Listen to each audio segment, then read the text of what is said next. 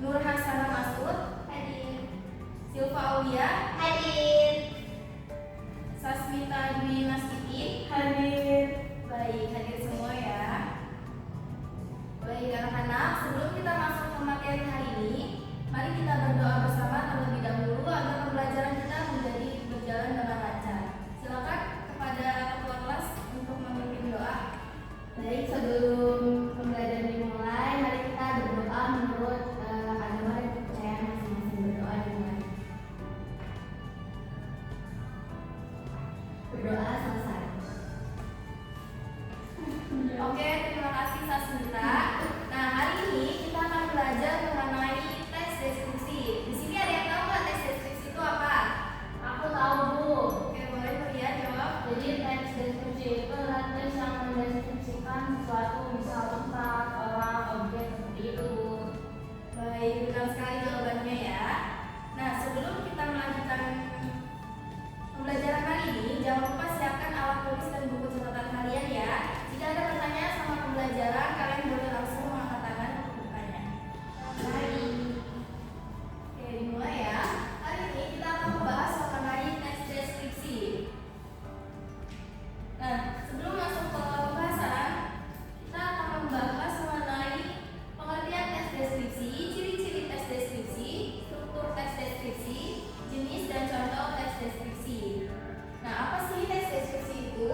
Teks deskripsi adalah jenis tulisan yang menggambarkan atau menjelaskan tentang suatu hal, objek atau keadaan tertentu. Deskripsi juga bisa diartikan sebagai kaidah pengolahan data menjadi sesuatu yang bisa diutarakan dengan jelas dan tepat agar mudah untuk dipahami oleh orang lain. Nah, jadi apa sih manfaat menulis teks deskripsi itu? Manfaat yang pertama yaitu menulis teks deskripsi bisa jadi pembelajaran untuk penulis itu sendiri. Kenapa sih? Jadi karena menulis teks deskripsi, penulis ini dituntut untuk menggambarkan objek dengan sangat rinci. Hal ini karena teks deskripsi memiliki tujuan untuk menciptakan pengaruh panca indera pembaca sehingga bisa menghasilkan kesan yang berdasarkan imajinasi dari masing-masing pembaca. Selain itu, menulis teks deskripsi juga bisa melatih kita untuk melihat dengan rinci dari unsur-unsur benda atau bentuk secara konkret. Selanjutnya, ciri-ciri teks deskripsi.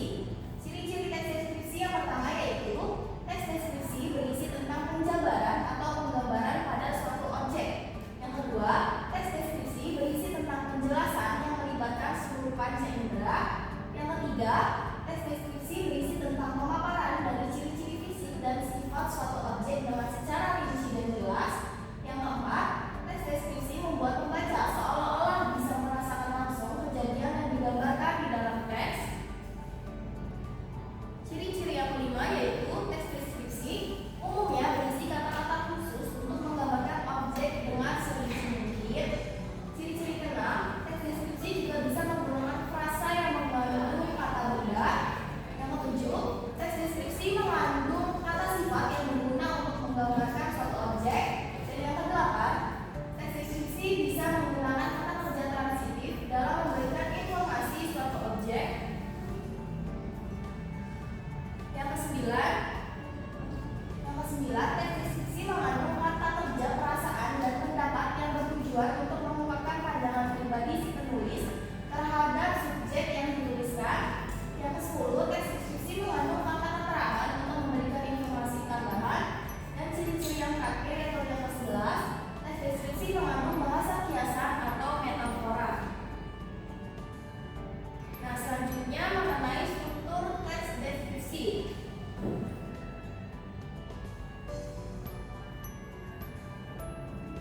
Struktur teks deskripsi yang pertama di sini yaitu ada judul. Judul pada paragraf deskriptif setidaknya harus mengandung 3 aspek, yaitu relevan, provokatif, atau menarik dan juga singkat.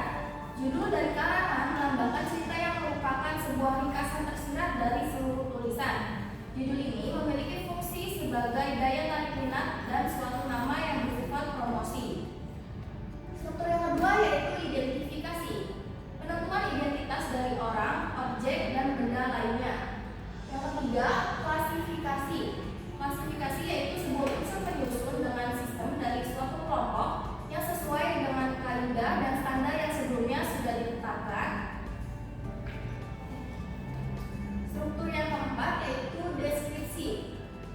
Deskripsi ini berisi gambaran-gambaran atau penjelasan tentang suatu objek atau hal yang dibahas di dalam teks.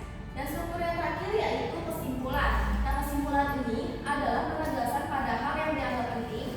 Kesimpulan bisa dicantumkan ataupun tidak, itu terserah dengan penyusun teks deskripsi tersebut. Materi selanjutnya yaitu mengenai jenis teks deskripsi. Jenis teks deskripsi yang pertama yaitu deskripsi subjektif. Deskripsi subjektif merupakan teks deskripsi yang menggambarkan suatu objek berdasarkan atas kesan yang dimiliki oleh penulis tersebut. Kemudian jenis yang kedua yaitu deskripsi spasial. Deskripsi spasial adalah teks deskripsi yang hanya menggambarkan objek seperti tempat, ruangan, atau suatu benda. Jenis teks deskripsi yang ketiga yaitu deskripsi objektif. Deskripsi objektif adalah teks deskripsi yang menggambarkan objek sesuai dengan keadaan yang sebenar-benarnya. Kemudian selanjutnya deskripsi imajinatif. Deskripsi imajinatif adalah teks yang berisi tentang gambaran atau lukisan suatu tempat berlangsungnya suatu kejadian. Jenis teks deskripsi yang terakhir yaitu deskripsi faktual. Teks deskripsi ini menggambarkan suatu objek dengan mengungkapkan identitasnya dengan apa adanya. Nah, selanjutnya ada contoh teks deskripsi. Di sini ada yang mau membacakan teks deskripsinya? Saya Bu. Oke, boleh, silakan Siti Maulida. Teks deskripsi contoh teks deskripsi tentang hewan kita. Kita adalah hewan yang merupakan salah satu anggota keluarga kucing. Mereka adalah kucing besar asli dari Afrika dan Iran Tengah. Kita menjadi hewan darat tercepat yang diperkirakan mampu berlari dengan kecepatan 80 hingga 128 km per jam. Mereka memiliki tubuh yang merancang untuk bisa berlari cepat. Tubuhnya yang ringan, kakinya yang panjang dan kurus, serta memiliki ekor yang panjang. Biasanya mereka memiliki panjang tubuh sampai 1,5 meter. Kita dewasa memiliki berat sampai 72 kg. Kepalanya berbentuk kecil dan bulat, memiliki moncong pendek dan garis-garis hitam yang terlihat seperti bentuk air mata. Warna kulitnya merupakan kuning kecoklatan sampai ke krem atau pucat dan sebagian besar ditutupi dengan bintik-bintik hitam yang memiliki deret yang sama. Begitu. Baik. Kita hidup dalam 3 kelompok, betina dan anaknya, koalisi jantan dan jantan soliter. Betina kita menjalani kehidupan nomaden. Mereka mencari mangsa di wilayah-wilayah yang luas, sedangkan pejantan kita lebih banyak menetap dan membangun wilayah yang kecil, namun dengan mangsa yang berlimpah dan juga akses terhadap kita betina. Kita adalah hewan yang aktif di siang hari, terutama saat fajar dan senja. Mereka hewan yang bisa memakan mangsa mulai dari ukuran kecil hingga sedang, bahkan sampai 40 kg. Mereka lebih menyukai mangsa yang berukuran sedang seperti impala dan rusa. Cita biasanya mengintai mangsa mulai dari jarak 60 sampai 70 meter, menyerbu ke arahnya lalu menjegalnya selama pengejaran. Setelah itu mereka akan menggigit tenggorokannya hingga mangsanya mati. Betina cita hamil dalam kurun waktu 3 bulan dan bisa melahirkan 3 sampai 4 anak.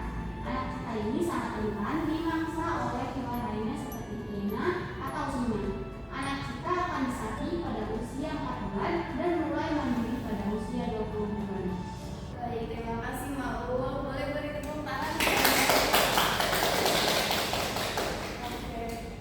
Nah, untuk selanjutnya, Ibu ingin kalian latihan untuk mengamati benda atau peristiwa di sekitar kalian, kemudian deskripsikan pada kertas dan presentasikan di depan kelas. Boleh amati benda-benda di sekitar kalian, kemudian tulis di kertas kalian, dan nanti Ibu beri waktu selama 15 menit ya. Baik Ibu. Baik Ibu. Oke, silakan.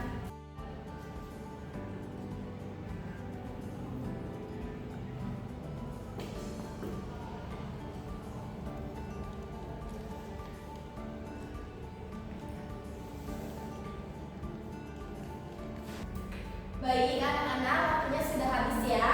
Sekarang Ibu ingin dari kalian 2 orang perwakilan untuk maju membacakan hasil teks deskripsi yang telah kalian tulis. Siapa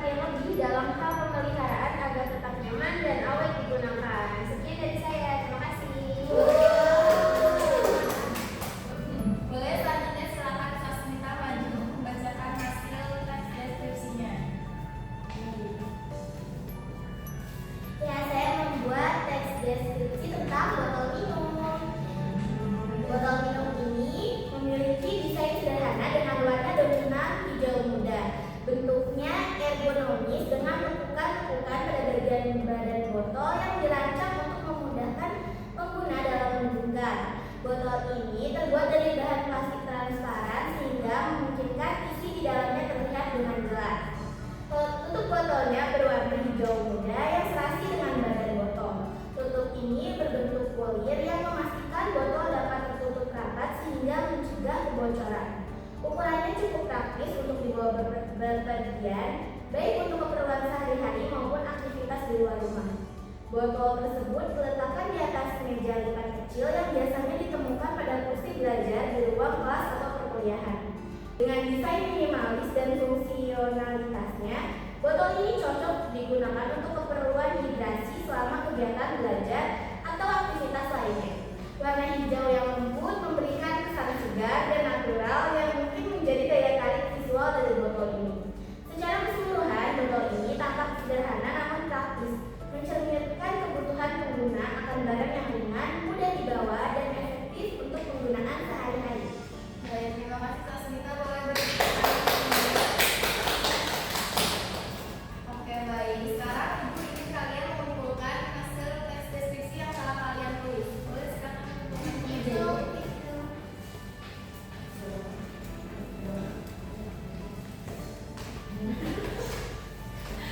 Terima kasih. Baik, anak-anak, pembelajaran hari ini sudah selesai. Bagaimana nih pembelajaran hari ini, seru atau enggak? Selanjutnya ada yang bisa menyampaikan apa sih manfaat yang bisa kita raih dari pembelajaran hari ini? Ada yang mau menyampaikan? Ya Bu, boleh Rokaksana? Dari pembelajaran hari ini, saya jadi lebih paham tentang tes deskripsi dan juga bisa latihan menulis tes deskripsi dulu. Baik, terima kasih. Boleh beri tepuk tangan kepada Baik, Ibu apresiasi bagi kalian semua yang sudah semangat belajar hari ini. Pembelajaran hari ini Ibu cukupkan sampai di sini. Sebelum menutup pembelajaran hari ini, boleh ketua kelas memimpin doa. Baik, karena pembelajaran sudah selesai, mari kita berdoa menurut agama dan kepercayaan yang masing-masing. Berdoa selesai. Baik, terima kasih anak-anak. Sampai jumpa di video selanjutnya. Wassalamualaikum warahmatullahi wabarakatuh. Waalaikumsalam warahmatullahi wabarakatuh. Terima kasih, Ibu. Terima kasih ya anak-anak. Sama-sama, Ibu. Terima kasih.